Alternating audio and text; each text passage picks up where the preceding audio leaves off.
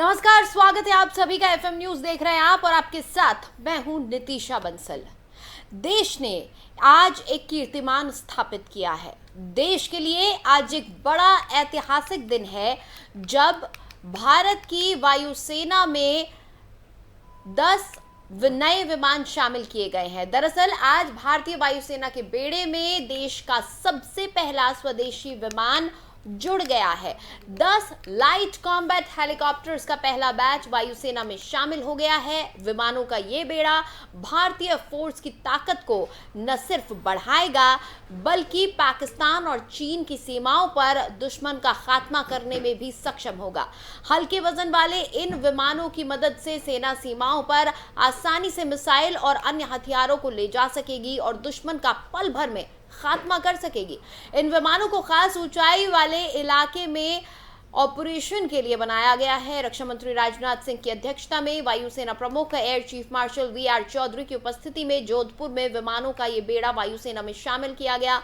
इस खास किस्म के विमान को एरोस्पेस प्रमुख हिंदुस्तान एरोनॉटिक्स लिमिटेड द्वारा विकसित किया गया है। इन्हें मुख्य रूप से उच्च ऊंचाई वाले क्षेत्रों में तैनाती के लिए डिजाइन किया गया है और यही वजह है कि इन स्वदेशी लड़ाकू विमानों का इस्तेमाल सीमाओं पर उन जगहों पर किया जाएगा जहां हेलीकॉप्टर जेट का इस्तेमाल नहीं किया जा सकता है। LCH एडवांस लाइट हेलीकॉप्टर ध्रुव से समानता रखता है। इनमें कई में स्टीलेथ का इस्तेमाल किया गया है जो रडार से बचने की विशेषता, बंदरबख्त सुरक्षा प्रणाली, रात को हमला करने और आपात स्थिति में सुरक्षित उतरने की क्षमता है। इस खासियत से ये अत्याधुनिक विमान रात के अंधेरे में दुश्मन को पता लगे बिना खात्मा करने में माहिर है। इस हेलीकॉप्टर के शामिल होने से सेना की ताकत में काफी इजाफा हुआ है। और चलिए अब ग्राफिक्स के जरिए आपको बताते हैं कि आखिर क्यों है प्रचंड बेहद खास। तो LCH दुनिया के बेहद हल्के लड़ाकू विमान है, हेलीकॉप्टर्स हैं जिसका वजन 6 टन है। LCH 2 इंजन वाला 5 से 8 टन भार वर्ग का दुनिया का सबसे तेज और हल्का लड़ाकू हेलीकॉप्टर है। LCH हेलीकॉप्टर की लंबाई 51.10 फीट और ऊंचाई 15.5 फीट है। LCH 15 से 16,000 फीट की ऊंचाई पर जाकर बंकर्स को तबाह करने में सक्षम है। इस LCH प्रोजेक्ट को साल 2006 में मंजूरी मिल गई थी और LCH में 45% स्वदेशी उपकरण का इस्तेमाल किया गया है। LCH में 2 लोग के बैठने की क्षमता है और दुनिया का एकमात्र अटैक हेलीकॉप्टर है जिसमें 2 लोग बैठ सकते हैं। LCH हाई एल्टीट्यूड एरिया में भी अपनी मिसाइल और दूसरे हथियारों से लैस होकर टेक ऑफ और लैंडिंग में सक्षम है। 20 mm gun, 70 mm rocket launching system, air to ground और air to air launching missile system से लैस है। LCH के फ्रंट में एक 20 mm की गन लगी हुई है जो 110 डिग्री में किसी भी दिशा में घूमने में सक्षम है। LCH में पायलट के हेलमेट पर ही कॉकपिट के सभी फीचर्स डिस्प्ले हो जाते हैं। इसकी रेंज 550 किलोमीटर है और एक बार में ये लगातार 3 घंटे 10 मिनट उड़ान भर सकता है और अधिकतम 16,500 फीट की ऊंचाई तक जा सकता है। LCH 700 किलोग्राम वजन के हथियार लेकर अधिकतम 268 किलोमीटर प्रति घंटा की रफ्तार से उड़ सकता है और सभी तरह के मौसम में खोज, राहत, बचाव अभियान करने में सक्षम है। दुश्मन की वायु रक्षा, काउंटर अटैक, खोज और बचाव, टैंक विरोधी, काउंटर सरफेस फोर्स ऑपरेशन जैसी भूमिकाओं को पूरा करने के लिए डिजाइन किया गया। LCH दुश्मन की वायु रक्षा प्रणाली को ध्वस्त करने और आतंकवाद रोधी अभियान में सहायक है।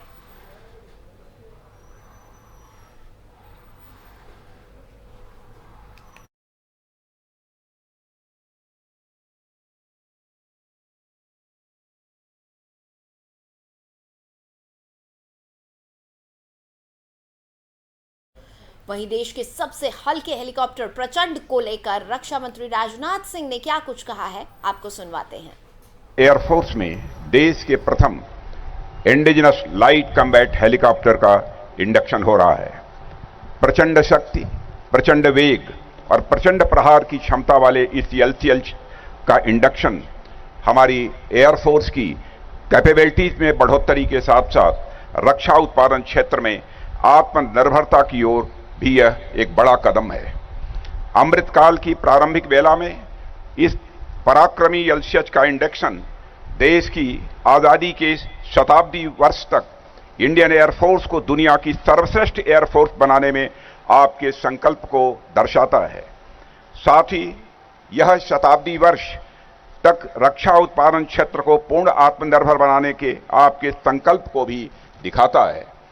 इसके लिए मैं Indian air force, Hindustan aeronautics limited और इस आयोजन से जुड़े समस्त लोगों को अपनी ओर से हार्दिक बधाई देता हूं और शुभकामनाएं भी देता हूं। एलसीएच जैसा सूरमा के इंडक्शन समारोह के लिए आदिशक्ति महादुर्गा की उपासना के पर्व नवरात्र से अच्छा समय और राजस्थान की धरती से उपयुक्त कोई जगह शायद ही कोई हो सकती। देश में लंबे समय से स्वदेशी अटैक हेलीकॉप्टर्स की आवश्यकता महसूस की जा रही थी, पर 1999 में कारगिल युद्ध के दौरान इसकी जरूरत को गंभीरतापूर्वक अनुभव किया गया। तब से लेकर अब तक की यानी 2 दशकों की देश की रिसर्च एंड डेवलपमेंट का प्रतिफल है एलसीएच, और इंडियन एयरफोर्स में इसका इंडक्शन हमारे डिफेंस प्रोडक्शन की राह में एक इंपॉर्टेंट माइलस्टोन है। साथियों, एलसीएच केवल रोटर्स, इंजन और ब्लेड्स के बल पर ही नहीं उड़ रहा है, बल्कि मैं समझता हूं यह देश के अनेक साइंटिस्ट, इंजीनियर्स, मैसेनिस्ट और अन्य कर्मियों की तपस्या, धैर्य, समर्पण और देश प्रेम के बल पर उड़ रहा है। हमारी परंपरा में भौतिक वस्तुओं के साथ साथ वस्तुओं के प्रति भावनात्मक लगाव को भी बड़ा स्थान दिया गया है। ये दृश्य वस्तुओं के प्रति हमारी अदृश्य भावनाओं की शक्ति को भी इस देश ने जाना है और समझा है। एयरफोर्स में देश के प्रथम इंडिजिनस लाइट कम्बैट हेलीकॉप्टर का तो आज हम चर्चा करने वाले हैं कि भारत की ताकत में और इजाफा किस तरह से हुआ है। ये जो 10 विमान वायुसेना को दिए गए हैं, 5 विमान थल सेना में शामिल किए गए हैं, इसके बाद भारत की ताकत और कितनी बढ़ चुकी है, कितने सहायक ये रह सकते हैं रेगिस्तानी इलाकों और सियाचिन की पहाड़ियों में। कभी अगर युद्ध की स्थिति बनती है तो उस स्थिति में कितने सहायक हो सकते हैं, इसी पर चर्चा के लिए हमारे साथ कुछ खास मेहमान जुड़ चुके हैं। उनके साथ आपका तारुफ करवाना चाहूँगी। रिटायर्ड कर्नल संतपाल राघव जी जुड़े हुए हैं, रक्षा विशेषज्ञ हैं। साथ ही retired wing commander MJ Augustine Vinod ji जुड़े हुए हैं, ये भी रक्षा विशेषज्ञ हैं। साथ ही मेरे सहयोगी विजय बीका जुड़े हुए हैं जो कि जोधपुर से मौजूद है। बहुत बहुत स्वागत है सर आपका। धन्यवाद। रिटायर्ड ग्रुप कैप्टन थोड़ा सा चेंज कर दीजिएगा। जी सर। सबसे पहले मैं सवाल ऑगस्टिन सर आपसे लेना चाहूंगी। हाँ जी, बताइए सर। हम ये देख रहे हैं कि किस तरह से नए विमान शामिल किए गए हैं भारतीय वायुसेना में, और सबसे पहले इसकी चर्चा 22 साल पहले शुरू हुई थी जब हमने मुश्किलों का सामना किया था युद्ध के दौरान। अब अगर स्थितियां बनती हैं तो कितना सहायक ये होने वाला है? बहुत ही उम्दा सवाल है आपका। और एक मैं कारगिल में था। जी सर। कारगिल में हमने उस समय हमारे पास एक जो Mi-24 हिंद जो रशियन अटैक हेलीकॉप्टर था, वो इंडियन एयरफोर्स के बेड़े में था उस समय, अभी भी है। बट Mi-24 हिंद जो है उसकी एक बहुत कमी ये रही कि उसका जो सीलिंग है, मैक्सिमम ऑल्टीट्यूड जिस पे वो इस्तेमाल किया जा सकता था, वो हमारे कारगिल की पहाड़ियों तक पहुंच नहीं रहा था।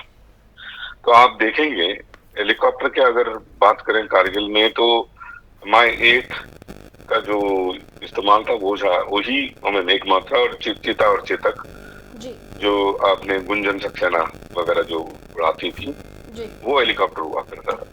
लेकिन अटैक के नाम पे हमारे पास अगर कोई हेलीकॉप्टर था तो वो होता है Mi-8, जो एक मालवाहक भी है,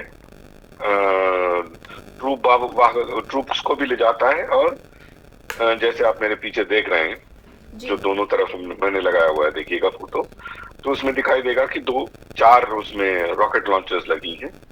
इसको रॉकेट पॉड कहते हैं। ये रॉकेट पॉड से वो रॉकेट मार सकता था, मात्र रॉकेट। जी वो था MI8 का जो योगदान कारगिल के दौरान। आप पूछेंगे फिर हेलीकॉप्टर क्यों, वो तो फाइटर जहाज भी करता था। बिल्कुल दुरुस्त सवाल होगा अगर आप ऐसे पूछेंगे तो। देखिए वायुसेना में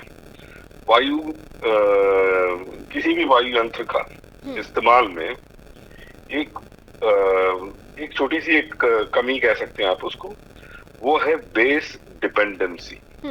वो बेस पे निर्भर होता है। फिक्स्ड विंग जहाज जो है बेस से ही उसे टेक ऑफ करना है, मतलब रनवे से ही टेक ऑफ करना है उसने, और रनवे पे ही लैंड करना है। तो रनवे की जरूरत पड़ जाती है। लेकिन हेलीकॉप्टर एक वर्टिकली टेक ऑफ करता है, वर्टिकली लैंड करता है। तो हमें रनवे की जरूरत नहीं है। बेस डिपेंडेंसी ये जो हेलीकॉप्टर जैसे जो यंत्र है उसमें नहीं है। हम फिर क्या करते हैं उसको नितिशा जी, उसको हम एक फार्क कहते हैं उसको, FARPP, forward area refuelling and arming point. Okay, FAARP। तो उसमें क्या होता है कि एक स्टील प्लेट हो या फिर जो भी अवेलेबल है उस समय, उससे हम एक फार्क क्रिएट करते हैं जहां पे एक तंबू में तेल भी लगा देते हैं या फिर उस वहीं पे हम वेपन्स भी रख लेते हैं और उस फार्क को जहां मर्जी हम लगा सकते हैं और चंद मिनटों में वो खड़ी हो जाती है फार्क। और फार्क बनाने में अपने जो जवान है बहुत ही सक्षम है।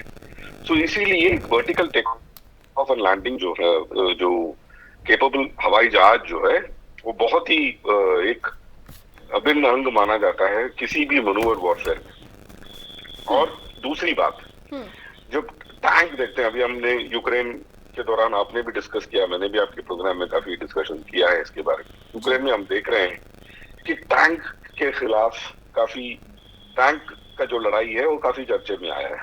लोग कहने लगे कि टैंक आज के तारीख में कितना कारगर है, क्या ले जाना चाहिए कि नहीं ले जाना चाहिए, क्योंकि रशियन टैंक्स जो भी अंदर आए थे यूक्रेन के अंदर मार दिए गए जैवलिन मिसाइल के चलते। लेकिन जब टैंक वॉरफेयर अटैक हेलीकॉप्टर के साथ जब हम जोड़ देते हैं, टैंक और अटैक हेलीकॉप्टर एक कॉम्प्लीमेंट्री तौर पे जब लड़ाई करने लगते हैं, जिसको हम हैमर और हैंडल कहते हैं, तो एक पिवट जैसी चीज बन जाती है टैंक के साथ और एक अटैकिंग फोर्स बन जाता है ये हेलीकॉप्टर के साथ। तब आप देखते हैं कि जो टैंक वॉरफेयर या टैंक की कैपेबिलिटी दुगुना चौगुना हो जाता है।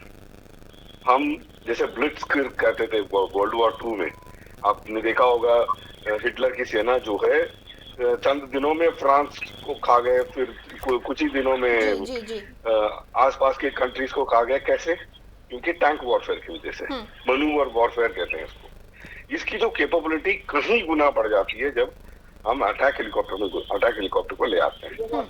ये ऐसा एक अटैक हेलीकॉप्टर है नितिजा जी की इसकी जो ऑल्टीट्यूड परफॉर्मेंस है, जिस ऑल्टीट्यूड तक ये परफॉर्म करता है, वो आज के तारीख में सबसे ज्यादा है। सियाचिन और उसके बियॉन्ड ये अपना कार्य दिखा चुका है। और ये कैसे मुमकिन हुआ, ये बहुत बड़ा सवाल है। आप मी-4 हिंद या MI-24 हिंद वगैरह की जो बात करते हैं, वो मेटालिक जहाज है, इसमें मैक्सिमम कॉम्पोजिट्स यूज किया गया है। इसका जो रोटर ब्लेड है वो अपने आप में ही एक टेक्नोलॉजिकल ब्रेक थ्रू है। इसका जो रोटर ब्लेड देखते हैं, या ऐसा कोई रोटर ब्लेड बना नहीं है। और बहुत ही गर्वान्वित करने वाली बात हमारे लिए ये है, चंद कंट्रीज हैं इस दुनिया में जो अटैक हेलीकॉप्टर बनाती हैं। चंद कंट्रीज हैं जिसमें ये यूरोपियन कंट्री का कोई भी कंट्री शामिल नहीं है। अच्छा, तो आप सोचिए, ये जो अटैक हेलीकॉप्टर जो पार्क जैसी जगह से, छोटी सी कोई भी जगह हो, रोड के किनारे एक तंबू जैसे लगाते हैं हम, एक तारपोलिन बिछा दी और वहां से टेक ऑफ एंड लैंडिंग कर सकते हैं। गलवान में हो, कारगिल में हो, सियाचिन में हो। सियाचिन में आज हेलीकॉप्टर जाता आता जरूर है, लेकिन सामान ले जाता है, लोगों को ले आता है, सामान को ले आता है, और फाइट में डायरेक्टली इन्वॉल्व नहीं है। आप सोचिए, इस जहाज को तॉइस या ले या तॉइस से बिल्कुल वेपन के साथ सियाचिन में भेज दो, सियाचिन या किसी भी जगह से लोगों को अगर खदेड़ना हो मुझे, कितना आसान हो जाता है। ये जो है, इसकी जो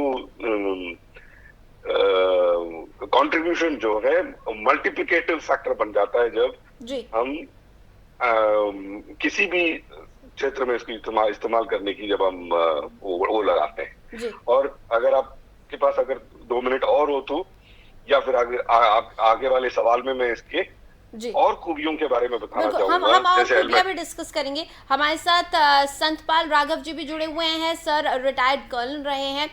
सर, अब थल सेना की ताकत भी और बढ़ने जा रही है, क्योंकि 5 सितारे मिल रहे हैं। वो 5 सितारे हैं 5 LCH, जिन्हें प्रचंड नाम दिया गया है। जब थल सेना ऑपरेशन, किसी भी युद्ध में कोई देश उतरता है तो थल सेना, वायुसेना और नेवी, इंडियन नेवी, तीनों ही साथ में उतरते हैं। ऐसे में थल सेना को अलग से 5 हेलीकॉप्टर्स दिए जा रहे हैं। इसके महत्व को थोड़ा समझाएं हमें।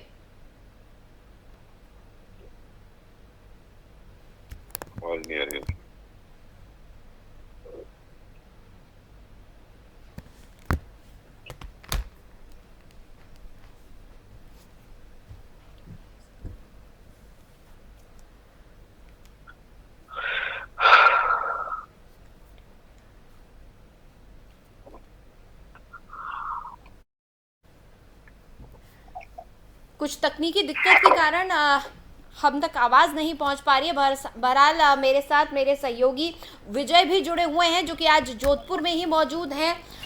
विजय, आज जब आप जोधपुर में मौजूद थे और ये पूरा कार्यक्रम किया गया, रक्षा मंत्री वहां पर पहुंचे थे, CDS पहुंचे थे, वायुसेना प्रमुख वहां पर मौजूद थे, और आसमान में उड़ते हुए 3 LCH नजर आए। क्या कुछ नज़ारा था और किस तरह से अब डिफेंस और मजबूत हुआ है? जी नितिशा, आज रक्षा मंत्री राजनाथ सिंह ने 3 LCH भारतीय वायुसेना को सौंप दिए। 15 LCH हैं जो बने हैं, जिसमें से 7 बेंगलोर से कुछ दिन में जोधपुर पहुंच जाएंगे। आज रक्षा मंत्री के साथ सेनाओं के बड़े तमाम अधिकारी मौजूद रहे। विजय, संतपाल राघव सर की आवाज हम तक आ रही है। एक बार उनसे हम जान लेते हैं वो किस तरह से हमें एक्सप्लेन कर रहे हैं कि थल सेना की ताकत अब और बढ़ने जा रही है। जी सर। जी देखिए, आपके चैनल के माध्यम से मैं बताता हूं, जो आज टैंक वॉरफेयर है जी, जो कि एक इम्पोर्टेंट वॉरफेयर है। इसमें ऑब्जेक्टिव 100 किलोमीटर की क्षमता तक है जी। ये जो कम्बैट कमांड में ये जो हेलीकॉप्टर आए हैं, ये प्रचंड प्रहार करेंगे। नंबर 1, ये दुश्मन की एयर डिफेंस, तो दुश्मन जो है हमारे आर्मर्ड कॉलम, जो टैंक का कॉलम जाता है, उसको डिस्ट्रॉय करने की कोशिश करता है, तो एक उसके लिए एक कवच का काम करेंगे। नंबर 1। नंबर 2, जो फायर पावर है, जो मिसाइल्स है और जितने भी वेपनरी है, ये एक फायर, इसको हम कहेंगे फोर्स मल्टीप्लायर, जो टैंक की जो शक्ति है उसको कई गुना बढ़ा देंगे और दुश्मन को नष्ट कर देंगे और ध्वस्त कर देंगे। जो हमारी टैंक वॉरफेयर में जो ऑब्जेक्टिव है, उसको नाइट कैपेबिलिटीज में इनकी होने के कारण, हेलीकॉप्टर्स की जो लाइट कम्बैट हेलीकॉप्टर जो प्रचंड है, इनकी नाइट कैपेबिलिटी जो है, तो ये बहुत बड़ी शक्तिशाली होगी। ये तो है डेजर्ट वॉरफेयर में। नंबर 2, जो माउंटेन या हाई एल्टीट्यूड है, उसके अंदर भी ये बहुत इफेक्टिव है। आपने कारगिल वॉर में जब टीवी पे देखा होगा, हालांकि वो इतने इफेक्टिव इंफ्रारेड से जो दुश्मन के बंकर को डिस्ट्रॉय करेंगे, ये लाइट कॉम्बैट, बिकॉज इनकी ये कैपेबिलिटीज है, ये इतने एल्टीट्यूड पे उड़ जाएंगे। उड़ने के बाद में ये सीधा जो है टारगेटिंग करेंगे बम को, जिसके अंदर की माउंटेन वॉरफेयर बहुत ही कठिन वॉरफेयर है। Because mountain is the truth, जो जवान ऊपर चढ़ते हैं 15,000 की फीट पे, तो पहले ही क्लियर एंड क्लियर हो जाते हैं।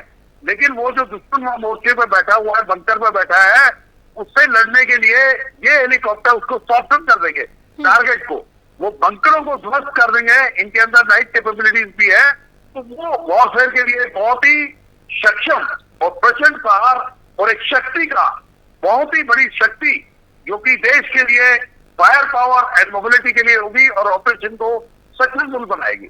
जी ठीक है, एक बार विजय का हम रुख करेंगे। विजय, आप बता रहे थे कि आज जब विमानों को वायुसेना में शामिल किया गया तो क्या कुछ हुआ, आपका अनुभव कैसा रहा? जी, आज रक्षा मंत्री ने जोधपुर से 3 LCH वायुसेना को दे दिए। मैं आपको बता दूं 15 LCH हैं जो अभी वायुसेना को मिलने हैं, जिसमें से 7 कुछ दिन में बेंगलोर से जोधपुर पहुंच जाएंगे। नितिशा, जो जोधपुर में आज हुआ उसका गवाह पूरा देश बना है। ये पूरे देश के लिए फख्र की बात है, क्योंकि एक तरफ पाकिस्तान, दूसरी तरफ चीन, ये दोनों ही देश आए दिन भारत को परेशान करते हैं। पश्चिम जो पाकिस्तान का बॉर्डर है वो जोधपुर से लगता है, वहां पे LCH की जो है खड़े होना, वहां पे मौजूदगी होना पाकिस्तान के अंदर डर पैदा करता है। और मैं आपको बता दूं, जब रक्षा मंत्री ने LCH का उद्घाटन किया जो वायुसेना को दिए, तो वहां पे तमाम सेनाओं के बड़े अधिकारी मौजूद थे जो इस पल के गवाह बने। कुल मिलाकर हम ये कह सकते हैं कि आने वाले समय में प्रचंड का जो प्रचंड है वो आरंभ हो चुका है। बिल्कुल। MJ ऑगस्टिन सर, आप हमें बता रहे थे कि इसमें काफी सारी खूबियां हैं, तो अब ये भी बताइए कि हाल के दिनों में काफी ज्यादा टेक्नोलॉजी में हम रिच हुए हैं, हमारी सेनाओं को और मजबूती दी गई है, एडवांस बनाया गया है, तो ऐसे में अपाचे है या तमाम और जो हमारे पास फाइटर जेट्स हैं, प्लेन्स हैं, उनसे कैसे ये जो LCH है, जो प्रचंड है, वो कैसे और एडवांस्ड है? बढ़िया सवाल है, और तो इसको मैं थोड़ा संक्षेप में आपको जवाब देना चाहूंगा। देखिए, बाहरी रुख से आप देखते हैं, LCH हो या अपाचे हो या अन्य कोई भी अटैक हेलीकॉप्टर हो, आपको बाहरी जो नजरिए से कुछ खास फर्क दिखेगा नहीं, लेकिन जब उसके अंदर आप जाते हैं तो आपको फर्क धीरे धीरे नजर आने लगता है। तो जो पायलट का जो हेलमेट है, जो पायलट पहनता है अपने सर पे, वो हेलमेट नहीं है, उसको बोलते हैं integrated avionics and display system. वो एवियोनिक डिस्प्ले सिस्टम का एक अंग है वो हेलमेट। इसी हेलमेट के अंदर आपको एक तरफ से एक एक्सटेंशन दिखेगा, वो है नाइट विजन गॉगल्स या नाइट विजन इक्विपमेंट। मतलब बिल्कुल ही एकदम अंधेरा हो तभी भी थर्मल या इंफ्रारेड के माध्यम से वो दुश्मन के इलाके को देख लेते हैं, जैसे कि सुबह का टाइम हो। हाँ, मैंने बहुत लो लेवल फ्लाइंग किया है। मेरा 2000 में भी हमारा ये थर्मल और IR सेंसर्स हुआ करता था, वो है अभी भी। तो ये इस पॉड के साथ और इस इंटीग्रेटेड एवियोनिक डिस्प्ले सिस्टम के साथ दिन हो या रात हो हमारे लिए कोई फर्क नहीं पड़ता। IADS। दूसरा है target acquisition and designation system. ये बहुत ही TADS बोलते हैं इसको।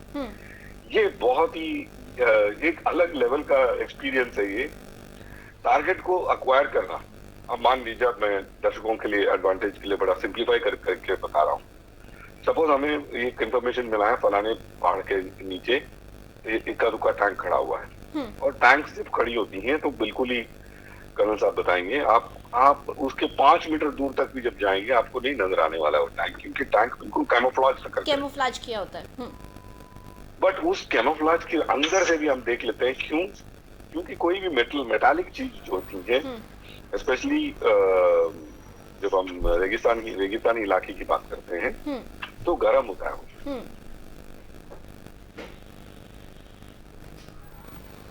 बिल्कुल सर, आपकी बात सुनकर ही रोमांच पैदा हो रहा है। हम ये महसूस कर पा रहे हैं कि कितनी एडवांस टेक्नोलॉजी हमारी सेनाओं को अब दी गई है, और कैसा वो मंजर होता होगा, कैसा नज़ारा होता होगा जब आप एक फाइटर हेलीकॉप्टर के या जेट के प्लेन के कॉकपिट में बैठे हैं और आप फाइट कर रहे हैं, देश के लिए लड़ रहे हैं। संतपाल राघव सर, हम आपसे जानना चाहेंगे कि जब इतनी विषम परिस्थितियों की हम बात करते हैं, हम रेगिस्तानी इलाकों की बात करते हैं, दूसरी तरफ हम सियाचिन की बात करते हैं, दो ऐसे जगह जहाँ पर टेम्परेचर हो, ऊंचाई हो, तमाम परिस्थितियां एक दूसरे से बिल्कुल अलग है। ऐसी बिल्कुल अलग, बिल्कुल डिफरेंट सिचुएशंस में एक LCH कैसे काम कर सकता है? क्या वो तकनीक है जो इसको हर तरह की परिस्थिति के लिए माकूल बनाती है? जी देखिए, आज पहले हमारे पास में ध्रुव हेलीकॉप्टर थे जी, लेकिन उसके कंपैरेटिवली ये बहुत ही एडवांस है। इसके अंदर नाइट के अंदर भी ऑपरेशनल कैपेबिलिटीज है, नंबर 1। फायर पावर भी है, और high altitude plus desert plus ये तो हमारे कन्वेंशनल वॉरफेयर है जी। उसके अलावा भी हम काउंटर टेररिज्म हाँ। और ऐसे इलाकों में भी इसका इस्तेमाल कर सकते हैं जहां जंगल में दुश्मन है। ये जो प्रॉक्सी वॉर है जिसमें आतंकवादी हैं, उनके बेसिस हैं, उनको भी हम ध्वस्त कर सकते हैं। और नंबर 2, जो नाइट कैपेबिलिटीज है वो अपने आप में एक बहुत बड़ी बात है कि ये नाइट में भी हम ऑपरेशनल हैं। इसके अलावा इसकी जो फायर पावर और मोबिलिटी है एक वो हाई लेवल की है। इसके अंदर ये सब खूबियां होने के कारण ये बहुत ही बेहतरीन फाइटिंग मशीन है, और इससे वायुसेना प्लस थल सेना को बहुत ही प्रबल और प्रचंड दुश्मन को प्रहार करेंगे और दुश्मन को दांत खट्टे किए जाएंगे बहुत ही कम समय के अंदर। ऑगस्टिन सर, तो ये मान लिया जाए कि प्रचंड के जरिए अब चीन हो चाहे पाकिस्तान या फिर भारत की सरहद का कोई भी और दुश्मन, सब पर अब प्रचंड वार होने वाला है। प्रचंड वार भी होने वाला है, और वार होते हुए उनको ना दिखेगा ना सुनाई देगा जी। और 2-4 चीजें और मैं इसकी जो खूबियां हैं जल्दी से बता देता हूँ जी सर। इसके अंदर है रेडार वार्निंग रिसीवर। मतलब अगर दुश्मन का रेडार आपके तरफ देख रहा है, भले ही वो F-16 जैसा कोई हवाई जहाज वाला रेडार हो या ग्राउंड रेडार हो, आपको रेडार वार्निंग रिसीवर बता देता है। आजकल एक नया चीज चला है लेजर। तो लेजर के साथ कोई आपको इलिमिनेट करने की कोशिश करता है तो लेजर वार्निंग रिसीवर है। और एक बहुत बढ़िया चीज है जो इसके अंदर है मिसाइल अप्रोच वार्निंग सिस्टम। ये इतना खूबी है, आप जैसे कहते हैं ना रोमांच पैदा हुआ आपको जब ये बात सुन रहे हैं। जब मिसाइल लॉन्च होती है नितिजा जी, जो मिसाइल की जो एग्जॉस्ट प्लूम होता है बहुत गर्म होता है, और उसका एक टिपिकल सिग्नेचर होता है। वो एक ऐसा एक सिग्नेचर छोड़ता है जो इस जहाज के आगे और पीछे जो पॉड के अंदर जो कैमरास हैं वो उसको पकड़ लेते हैं, और पकड़ के वो चंद सेकंड से भी कम समय में आंकलन ये कर लेते हैं कि जी किसी और की तरफ जा रहा है। वो आंकलन करके आपको बता देता है कि भाई ये मिसाइल अगर आपकी तरफ आ रहा है तो आपको वार्निंग दे देता है कि ये मिसाइल आपको अप्रोच कर रहा है। मॉस जिसको कहते हैं मिसाइल अप्रोच वार्निंग सिस्टम। मॉस बहुत कम जहाजों में दुनिया में है। अपाचे में मॉस हाल के दिनों में आया था। गल्फ वॉर में अपाचे के पास मॉस नहीं था। तो मॉस जैसी टेक्नोलॉजी हमने इसमें इनकॉर्पोरेट की है।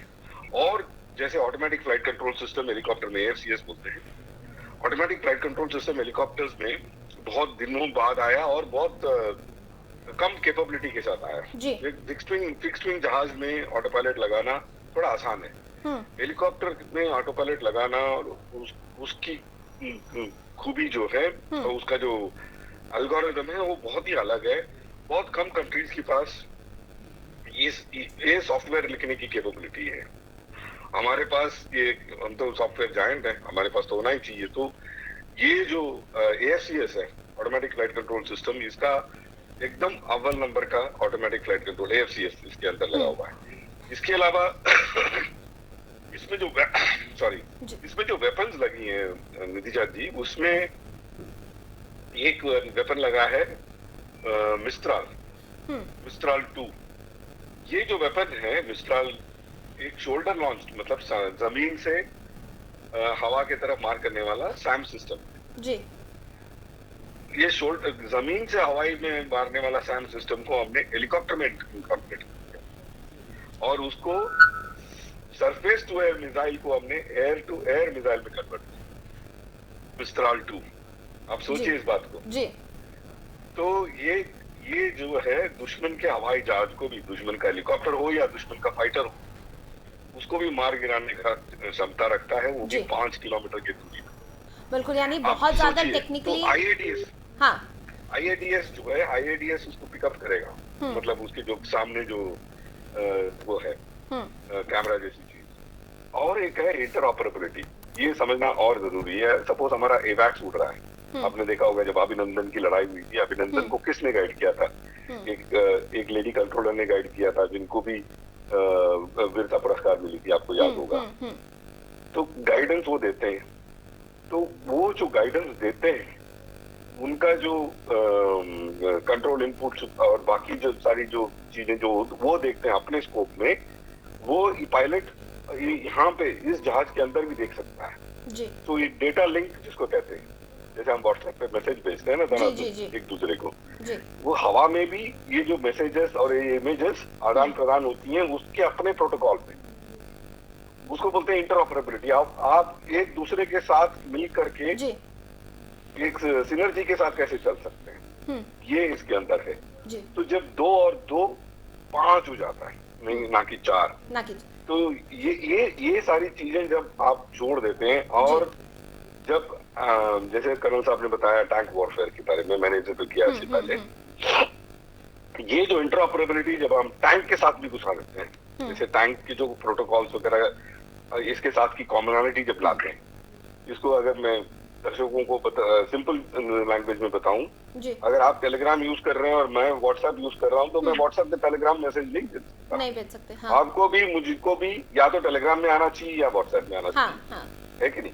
उसी तरह ये एक ही प्रोटोकॉल में टैंक्स भी और ये भी आ जाएंगे, और ये आपस में बात करने लगेंगे जब अपना डेटा एक दूसरे को भेजने लगेंगे, अपनी वॉइस मैसेजेस एक दूसरे को भेजने लगेंगे, एंड ऑटोमेटिकली जब ये सारी चीजें जो है कोर हेडक्वार्टर, ब्रिगेड हेडक्वार्टर और बाकी जगहों पे जब जुड़ने लगता है, तो एक बैटल फॉर्मेशन या बैटल पिक्चर डेवलप होता है कमांडर के सामने, और कमांडर जो है जो कॉम्बैट ग्रुप और कॉम्बैट कमांड की कर्नल ने बात की, तो उसको मैं अगर सिंप्लीफाई करूं, तो जो लड़ाई होती है टैक्टिकल लेवल पे, छोटी छोटी लड़ाई अपनी चलती रहती है आगे जी। लेकिन पीछे जो बैठे हैं, जो पूरे थिएटर की लड़ाई लगाते हैं ना जी, उनको सारा पिक्चर जब समझ में आता है रियल टाइम पे, वो लड़ाई को ऑर्केस्ट्रेट करने में बड़ा उनको आसानी हो जाता है, मदद मिल जाती है, विजन क्लियर हो जाता है कि किस तरह से कैसे आगे स्ट्रैटेजी लेकर चलनी है। बहरहाल समय हमें इतने की ही इजाजत दे रहा है, ऐसा लग रहा है कि कितना भी समय हो LCH की विशेषताओं के बारे में बात करने के लिए कम पड़ जाएगा। फिलहाल संतपाल राघव सर, बहुत बहुत शुक्रिया हमारे साथ जुड़ने के लिए, साथ ही MJ ऑगस्टिन सर आपने समय दिया, उसके लिए भी बहुत बहुत धन्यवाद। विजय भी का तमाम जानकारी के लिए बहुत बहुत शुक्रिया जी मैम। तो आज 7 विमान शामिल कर दिए गए हैं, 7 LCH शामिल कर लिए गए हैं, और कुल मिलाकर 10 LCH वायुसेना को दिए जाने हैं और 5 LCH थल सेना में शामिल किए जाएंगे। बहुत जल्द ये पूरा का पूरा बेड़ा हमारी सेनाओं को मिल जाएगा, और भी ज्यादा ताकतवर और शक्तिशाली हमारी भारतीय नौसेना, माफ कीजिएगा भारतीय वायुसेना और थल सेना हो जाएंगे। इसके साथ ही पाकिस्तान और चीन के दांत खट्टे करने में कोई कसर नहीं रहेगी। फिलहाल इस खास पेशकश में इतना ही। खबरों के लिए बने रहिए FM न्यूज के साथ।